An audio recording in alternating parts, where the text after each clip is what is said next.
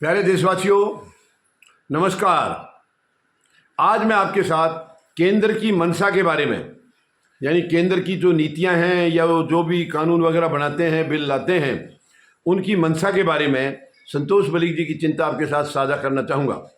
संतोष मलिक जी आपके अपने मतदाता जागृति संगठन की राष्ट्रीय अध्यक्षा हैं और ये इन बातों को लेकर के काफ़ी चिंतित हैं कि आज जो भी काम सरकार की तरफ से हो रहा है, केंद्र सरकार की तरफ से, उसके पीछे मकसद कहीं ना कहीं जनता को या विरोधियों को, यानी इनके जो विपक्ष में हैं, उनको डिस्टर्ब करना है, उनको परेशान करना है। ज़्यादातर मकसद उनसे यही लग रहा है, खुद का लालच और उनको परेशान। अब आप लगा लीजिए, ये हाल का वक्फ बोर्ड का जो बिल है, ये इसको लाए हैं, इन्होंने कुछ भी स्टडी नहीं किया। हालांकि इन्होंने सीना तान तान करके बिल्कुल ठोक करके बोला था लोकसभा में भी, राज्यसभा में भी, कि हमने पूरी स्टडी कर ली है, सबसे सलाह की है, सबके साथ मशवरा किया है, जिनके लिए बिल ला रहे हैं उनसे सबसे बातें हुई हैं। लेकिन अब सारी बातें खुल के आ रही हैं कि कोई किसी से बात नहीं हुई है, किसी से नहीं, केवल अपनी मनमाने तरीके से लाए हैं और वो जाकर के सुप्रीम कोर्ट में करीब करीब पिट गया है अभी।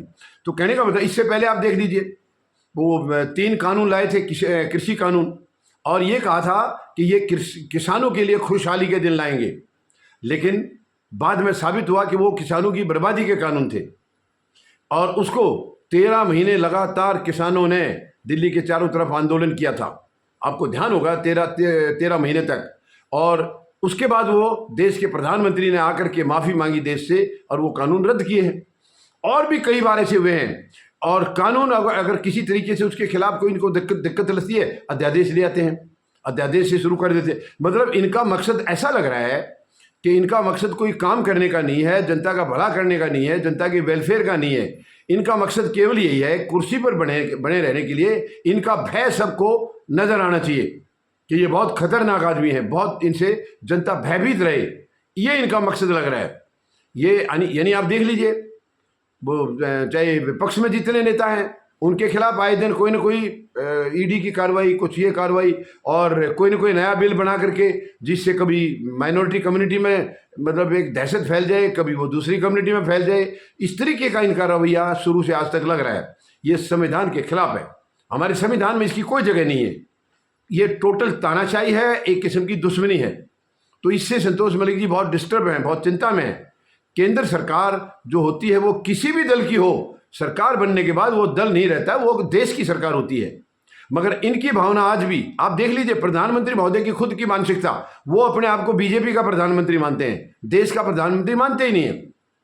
उनके देखिए, वो जैकेट वगैरह जब भी पहनते हैं तो उसके ऊपर बीजेपी का वो निशान हमेशा लगे रहते हैं। प्रधानमंत्री नहीं लगा सकते उसको, लेकिन पूछेगा कौन, या एक्शन कौन लेगा? कोई एक्शन लेने वाला भी नहीं है। चुनाव आयोग पूरी तरह से इनके साथ है, वो किसी चीज़ को सुनता ही नहीं है इनके खिलाफ। तो ये इस वक्त जो माहौल चल रहा है देश में, सच में बहुत ही खतरनाक माहौल है।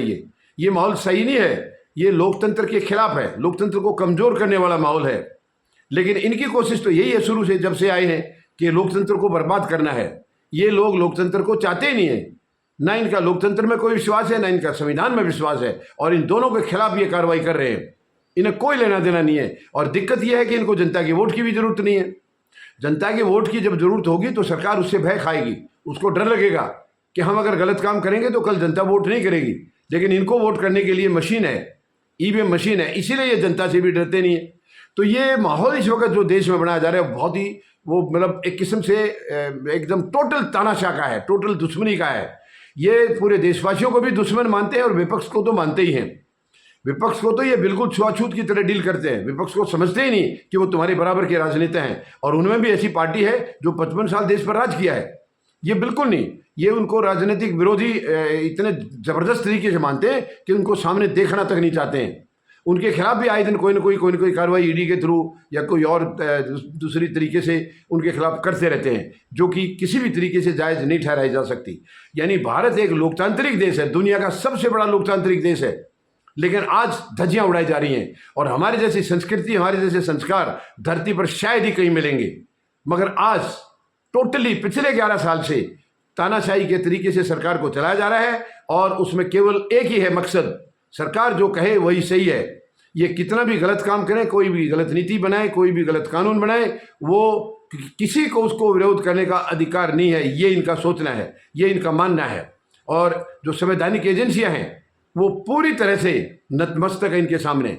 उनको कोई मतलब नहीं है किसी से, किसी के तकलीफ से, किसी के दुख दर्द से, केवल इनकी सत्ता बरकरार रहनी चाहिए। तो आज ये सत्ता में बैठे हैं केवल उस कुर्सी को बरकरार रखने के लिए, न कि किसी के लिए काम करने के लिए, जो कि शर्मनाक है, बहुत ही दुखद है। और ये हमारे ना संविधान में इसके लिए कोई जगह है और न ही हमारे इसमें प्रजातंत्र में। तो ये एक प्रजातंत्र को सीधा सीधा कमजोर करने का मकसद, आप देख लीजिए, हमारी आज़ादी का इतिहास देख लिया उठा करके। आज़ादी का जो संघर्ष हुआ था, उस संघर्ष में ये लोग कहाँ थे? ये हमेशा उनके साथ रहे, अंग्रेजों के साथ रहे हैं। ये देशवासियों के साथ कहीं नहीं थे, कहीं नहीं थे। जो हमारे महान योद्धा थे, जो क्रांतिकारी थे, उनको ये दुश्मन मानते थे। तो ये बहुत ही शर्मनाक है। मैं इनसे निवेदन करूंगा, मेहरबानी करके ये दुश्मनी का माहौल छोड़ें, ये गंदगी का माहौल छोड़ें। ये देश जो है बहुत ही मजबूत देश रहा है। आज आप इसको कमज़ोर करने के जो सपने देख रहे हो वो आपके पूरे नहीं होंगे।